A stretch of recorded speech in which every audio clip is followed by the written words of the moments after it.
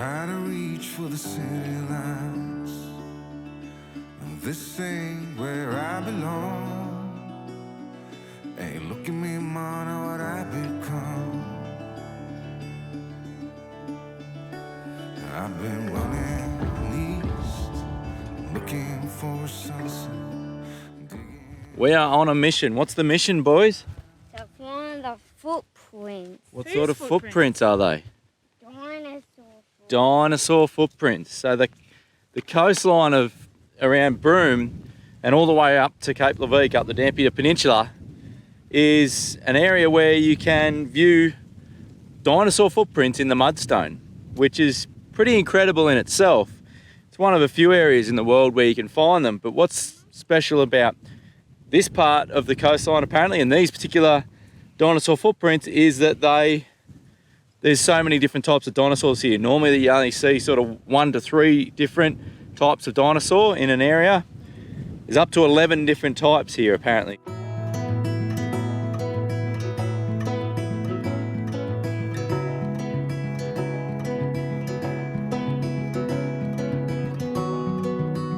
Just found a couple of them out here right at the edge of the water at low tide. If you look for sort of the big flat bits of mudstone, and there's a good set of tracks here. I mean, the footprint would have to be 20 centimetres by 30 centimetres or something. Like it's. That's my foot and I'm a size 8, so it's like.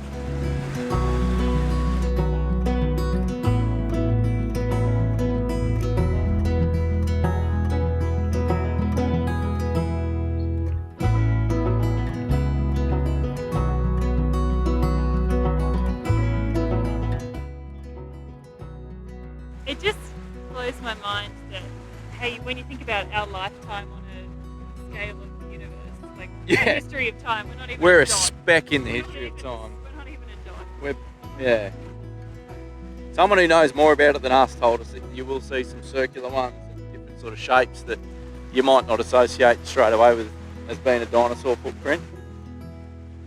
Alright, we're going to go a little wander up the beach to a next section of rocks and see what else we can find.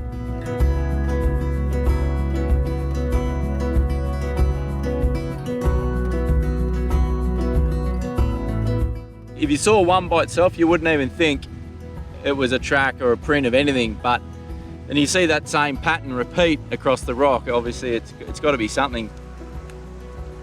So that looks like a toe there. That's his big toe, and then like a heel or something, and then maybe that bit as well. And that's a really big one, and then these look the same pattern, but they're a bit smaller. Yeah, once you start looking and seeing them, they're a bit like we've only walked 50 metres of the beach, if that. You know, we're finding at least 3 different types now and a few different examples of them. It's pretty cool. Just crazy to it's surreal to think that this is an animal that's walked here millions and millions and millions of years ago. And its footprints are still here. Like, yeah, you talk about like, yeah, human history and stuff, and it just doesn't even, not even a fleck.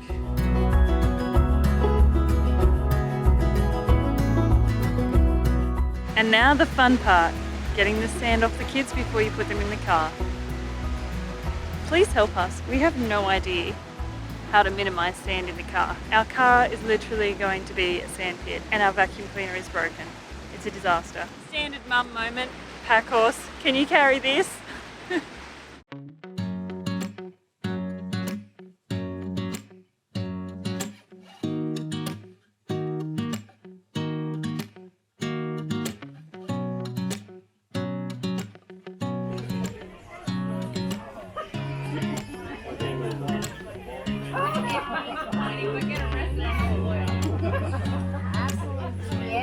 You should be very careful, very cool. Use the straw.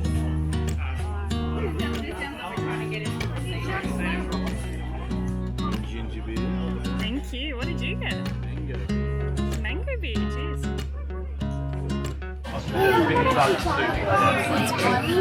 I like that. Yeah, mango beer. It's first for me. It's good. They got chili beer, mango beer, ginger beer, berry beer, some Might berry. have some takeaways now. Yeah, Might have some takeaways on the cards.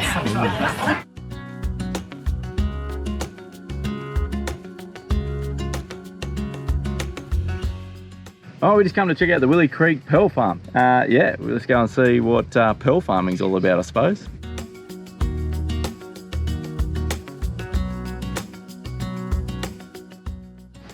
We weren't actually here at the time that the tour was running, but we did manage to run into the owner, Robert. Literally, James ran into him. And he was very kind and showed us around the back of the pearl farm, so it was really, really cool. We got to learn heaps about pearls. So they're just the ones we collect off tour, just pairs and A grades and B's and C's. Because the mother of pearl, the shells are still worth some good money, yeah? They are, yeah. We'll send these overseas, and still, back in the early days, Broome was supplying 80% of the world's mother of pearl. Came from this little town, and it's still supplying a good percentage of mother of pearl around the world. When you're producing what's considered something of the best in the world, not necessarily because of us, it's more to do with the oyster and Mother Nature. We just give it a little bit of a help along. Yeah.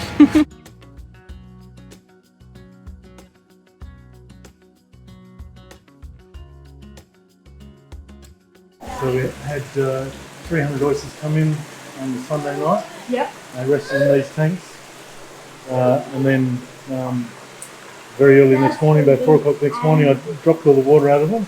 What happens there when you drop the water is they sit there and they relax after an hour or two, and they just open up slowly. So there's sort of like a welcoming smile. Yeah. So about 5:30 that same morning, we got some wedges and basically chopped the oyster open so it couldn't close once it was relaxed. Yes. We were able to keep it open. I can't muck around with these ones too much because they've been harvested. Yeah. So, but these ones have just come from there, so go on the racks, on the benches there. Yeah. And because they're open that little bit, we can do the seeding inside. So we've been harvesting a pearl, so we take a pearl out of one oyster, and then we place the nucleus back in, and then put it back in this position here. So we're going to grow a second pearl with these ones. And it's very important that these ones are actually up the way that they are, because of the where the incision's been made. Yes. That's going to prevent the nucleus from falling out. So hopefully in 2 years' time we'll have another pearl in here in these ones. 2 years roughly. Yeah, 2 years for a pearl. And so you can use the same oyster. How many times can you use it? 4 times. 4 times. So 8 years. Yeah. Yeah, generally only average about 2.5. 2.5. It all depends on the quality of the pearl that comes out, whether you reseed it again. Yeah. So how long would it take then, so that if the pearl takes 2 years to grow, how long does it take the oyster itself to get big enough to grow a pearl? About 2 years. 2 years. To get to a reasonable size, about 100, 120 mil. Yeah, right. And you need them that big to be able to start the process. Okay. And I heard you had a bit of luck today. We did, yeah. Nice 15 mil pearl. Yeah. That sounds good. Yeah, very nice. It's not finders keepers though, is it? No, unfortunately not. Let's just swap some credit card details and then we And then you keep whatever you want. Apparently a little boy on the pearl tour today here at Willy Creek found an oyster worth about $10,000 when he opened it up. So a pearl worth about $10,000 when he opened it up. So yeah, happy days for that little kid, I'd say. Yeah. What do most people not understand about pearls? Very few people have a good understanding of how pearls actually form. Yes. Okay, walk us through Most people assume that you pick up an oyster and there's a pearl inside. Yeah. 1 in every 10,000 oysters may have a pearl inside naturally. Wow. So we're just making that progress go a little bit more in our favour by planting in that nucleus or that irritant inside the oyster and then looking after it diligently for 2 years. Where do your pearls go? Where do you ship them? Or are they all in Australia, or do you... Well, no. Generally speaking, up until COVID, about half of our pearls would have gone overseas. Yeah. But since then, they've all gone pretty much to Western Australia.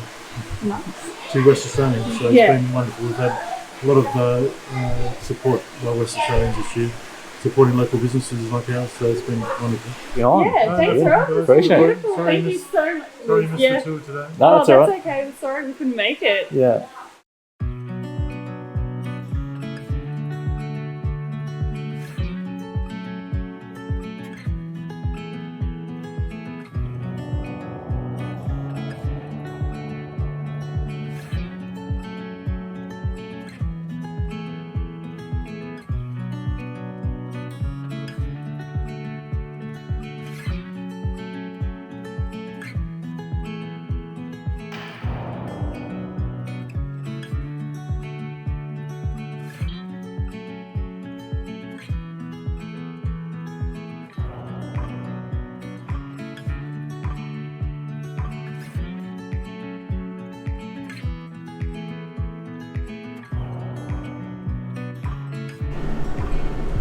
Check out this sunset that we're going to have on Cable Beach. It's stunning here. I can see why people will enjoy it. A West Coast sunset. It's going to be hard to beat, I think. It's what it's famous for. Yeah, I can see why. I'm already very impressed. And this beach is beautiful.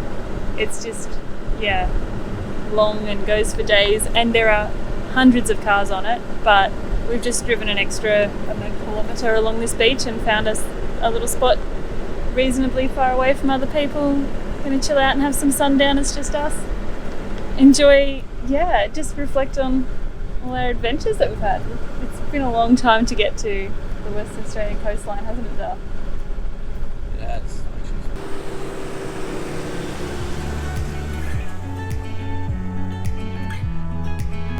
The boys said, I said, let's get out and enjoy the beach. And they said, can we go nuts? And I said, absolutely, go nuts.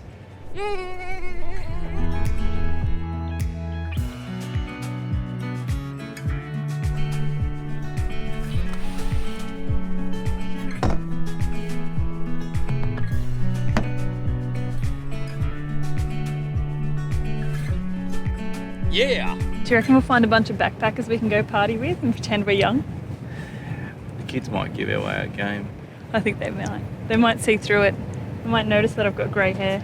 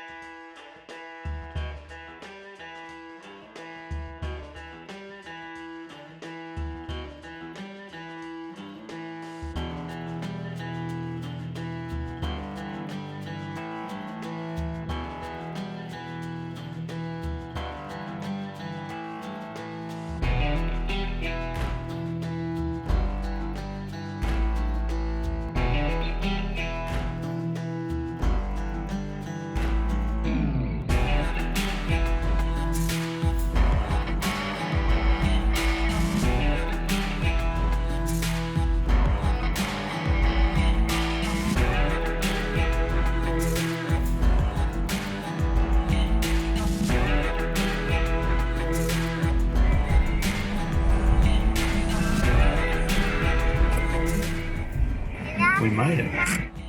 We made it to the beach, James. We made it to the beach. We stopped the show. Because we're at the beach. We're at the beach, Harrison.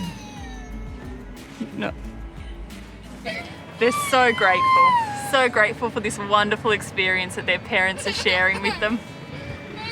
Oh dear, you can't win them all, eh? You cannot win them all.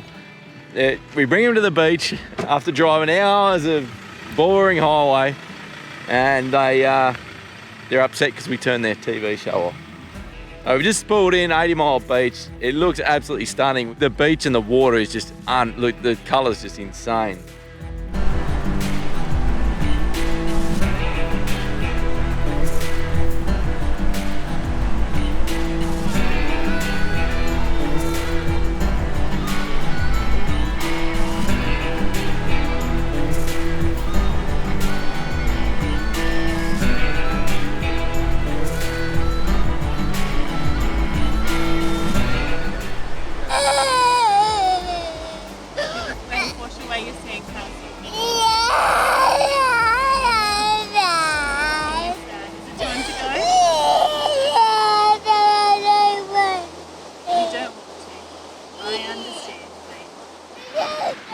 love travelling with kids. So good.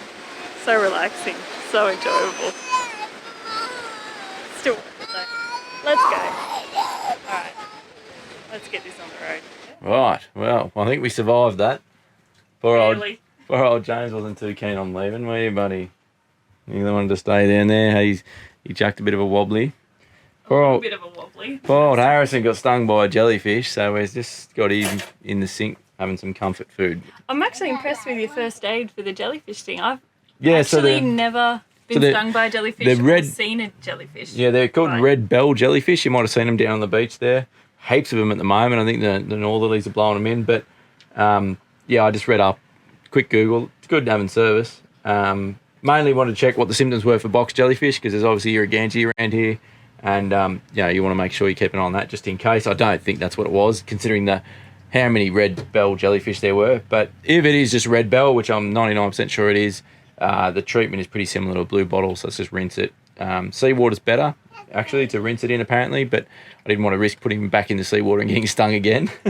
So second to that is hot water or warm water, and he's just sitting in the sink there with it inundated just to flush the toxin out or whatever it is, the sting.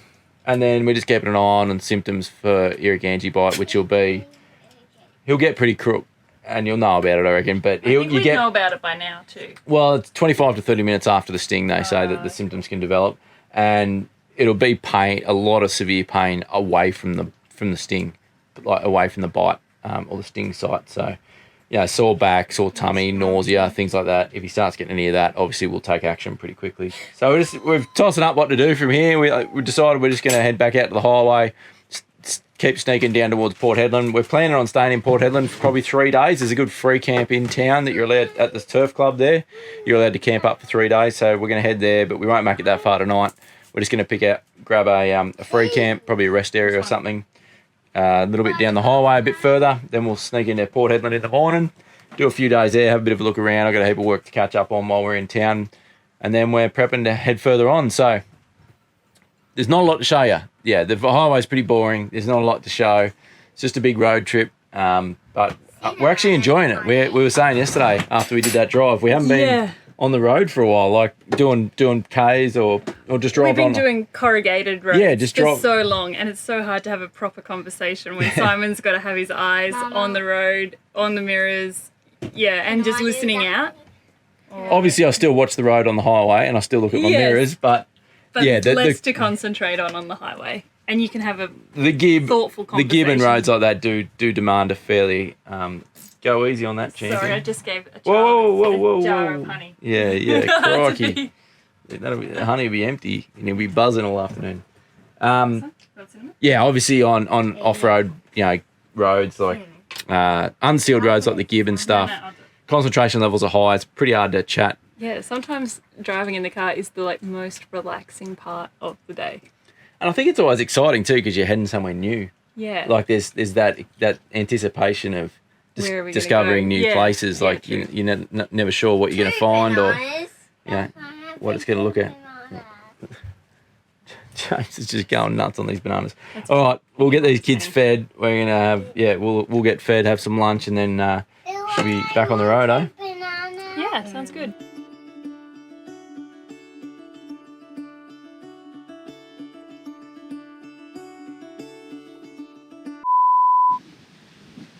Full meltdown, this one.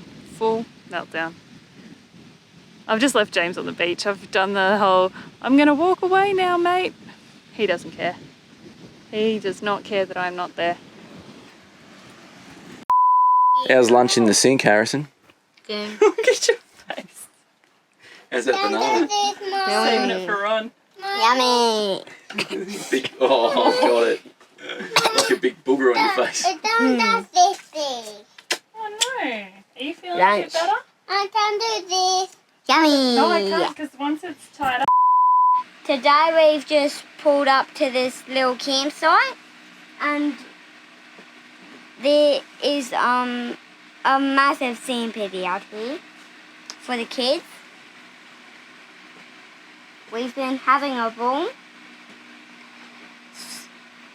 It's just like gliding. Yeah. And it's I reckon you should come here today. And there's some books for the big river. And we'll see you next Sunday.